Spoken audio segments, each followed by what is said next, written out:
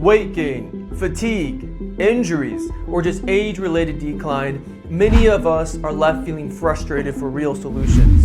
But what if there was a way to harness our own body's power, a way to naturally stimulate and increase growth hormone, opening doors for better muscle growth, effective fat loss, improved recovery, and many other anti-aging benefits? Enter CJC 1295, a peptide that's on the cutting edge of health science. Many peptide researchers are thinking that CJC 1295 can fill a crucial gap in hormone optimization and offer a promising alternative that supports our body's regenerative properties without harsh consequences.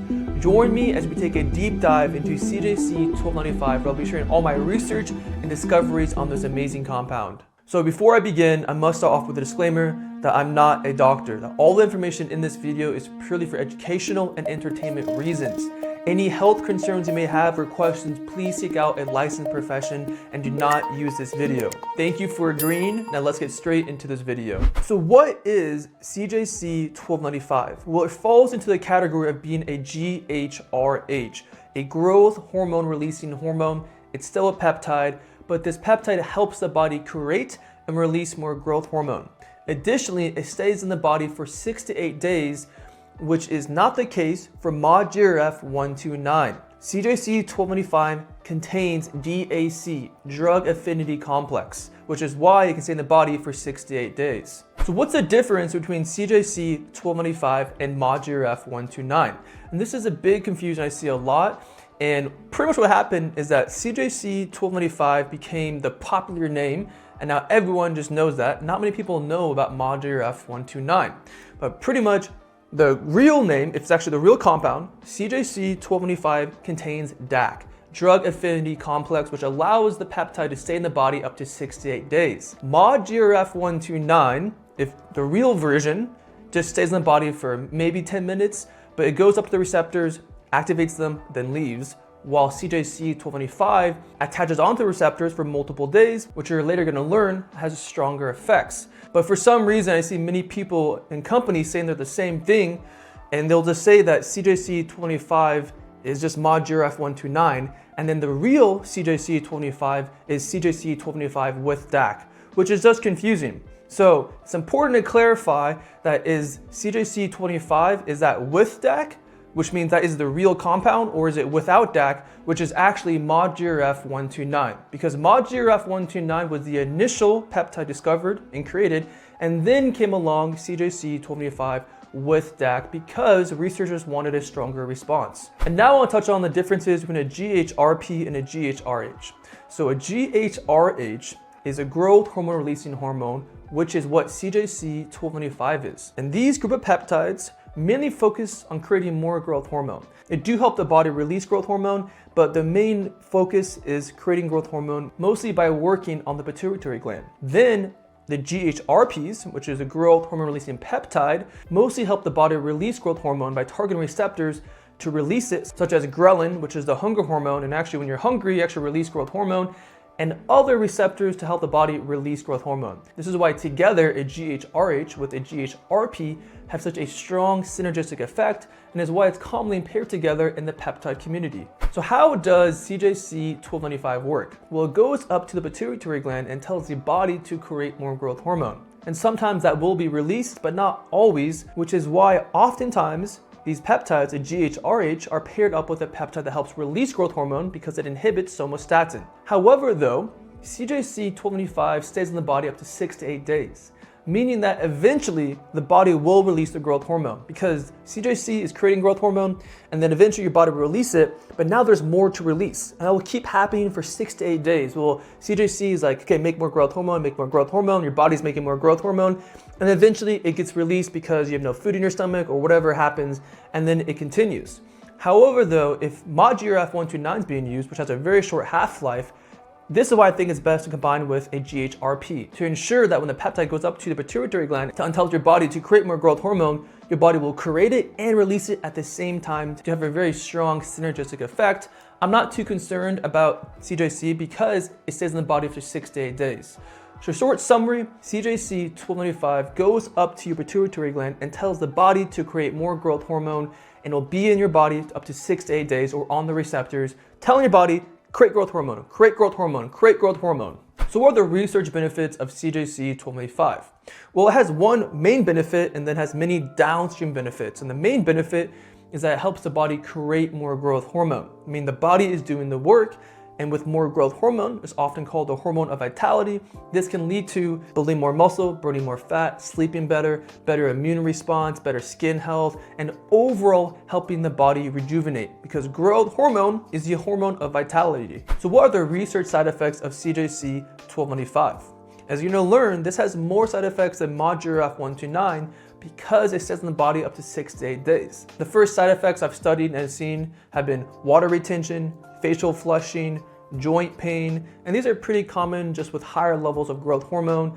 Another side effects, which is also could be a benefit depending, is having super physiological levels of growth hormone, which pretty much means levels above healthy ranges, which some people think is a pro, some people think it's a con. Another side effect I've seen is saturation of the receptors or overuse of the receptors, and this is largely because CJC 1225 stays in the body for multiple days. Now let's go into the research, dosing, and cycling. And I've done a lot of research on this peptide, and when I first discovered it, my idea of how to use it has changed until today. So from my opinion, from my research and just my experience, it seems anywhere from 1 to 5 mgs a week, which is a pretty large reference, and it largely depends on the individual response. Additionally, it can either be done in large doses, so like 1 large dose once a week, or 2 large doses twice a week, or small injections done every single day. It really depends on the goal. However, though, it seems that doing small injections every single day will lead to the strongest response of growth hormone, which is not always a good thing. So pretty much 1 to 5 mgs per week as a total dose, and then taking that total amount and splitting it down into whatever is the best response for the individual goal. So let's say, for example, I thought 2 mg twice a week is the best for me. So maybe I do 1 mg on Monday and 1 mg on Thursday. Or maybe I'm like, hey, I just want to do 1 injection per week. So maybe I do 2 mgs every Monday. Or let's say I want to do 5 injections per week. So then I would do 400 micrograms for 5 days. I know it's a little confusing, and that's one thing you're going to learn about peptides. There's like a general idea of dosing and cycling, but there's so much room to explore and discover, and as well so much when it comes to individual response. And then for the cycling, I've seen anywhere from 6 to 8 weeks to 4 to 8 weeks off. Personally, I would stick to shorter cycles just to really prevent any saturation of the receptors with longer off cycles. And last note on this is that there will be the highest response from this peptide when taken on an empty stomach, because growth hormone can't be released if there's food in the body, specifically carbs and fats. So to summarize dosing and cycling, 1 to 5 milligrams per week, and that can be done either in 1 large dose or many small doses taken every single day. It largely depends on the individual response. Cycling anywhere from 6 to 8 weeks on, 4 to 8 weeks off. Preferably, I stick towards the shorter cycles with this peptide. Now let's go into other peptides I would take with CJC 1225. First would be some kind of GHRP like ipurelin or GHRP6 to help the body release more growth hormone. Next peptide would be IGF-1 LR3. This is an amazing peptide for building muscle, so I would definitely add this in if my main goal was building muscle. Some other peptides to look into could be TP500, BPC157. Those greatly help just with full body recovery. Another peptide would be PEG-MGF, specifically if I really wanted to focus on muscle recovery, because PEG-MGF really shines with muscle recovery. Another peptide I would look into is Kispeptin-10, which does many wonderful things at increasing FSH and LH, which help a lot with testosterone and can really complement growth hormone. And the last, they're not really peptides, but I will be talking more of them on this channel. It's HMG, ACG, and gonadotropin. All of those play a major role in the sex loop axis, which can greatly help increase testosterone, and testosterone can greatly complement growth hormone. So here are some supplements I would take with CJC 1225. First would be some kind of a natural test booster, ideally one that has organs and herbs, because I think growth hormone with testosterone is a powerful combination. Next would be some kind of vitamin D with K2, crucial for good hormonal health. Next would be some kind of DHEA and progesterone, which is something I've actually been playing around a lot with.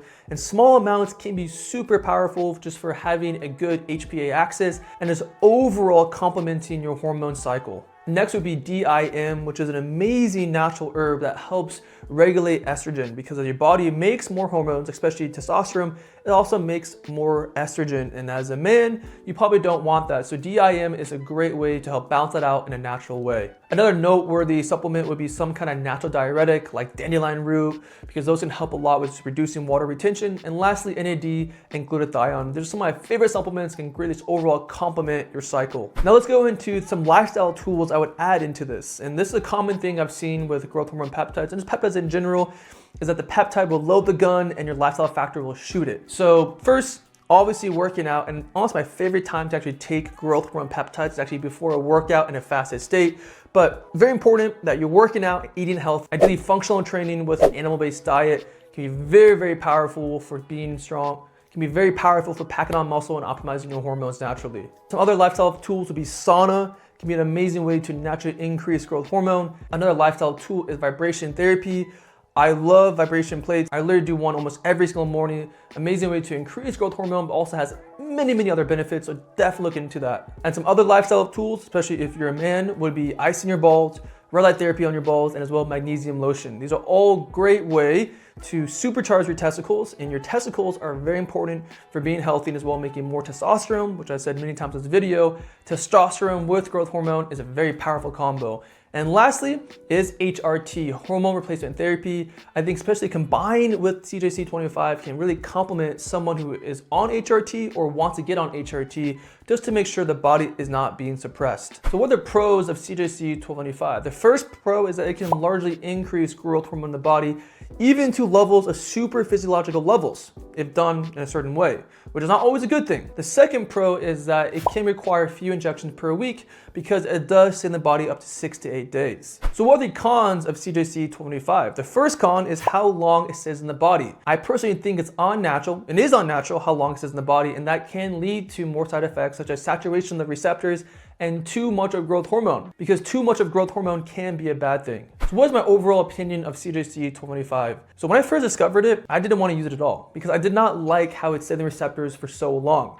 That is why I spent most of my experimenting using ModGRF129, which is the version of this peptide that only goes up to your body for like a couple minutes, activates the receptors and leaves, which is actually how it's done naturally in the body. So I like to stick to whatever is natural. However, though, the more research I've done on this peptide, I do think that it can be very powerful if used correctly. So personally, I can see myself using CJC25 for a short period of time, just get a strong increase of growth hormone and then taking a long time off to allow my receptors to reset. So personally, I think it's a great peptide. If for some reason I was not really responding to ModGRF129, or if I had more experience with peptides and I knew how to optimize CJC25 without overusing my receptors or having the side effects of like water retention and joint pain. So overall, it's a great peptide. It does take more finessing. It does take more experience, but it's definitely a peptide that I need to do a lot more research with. Anyways, if you want to master peptides and overall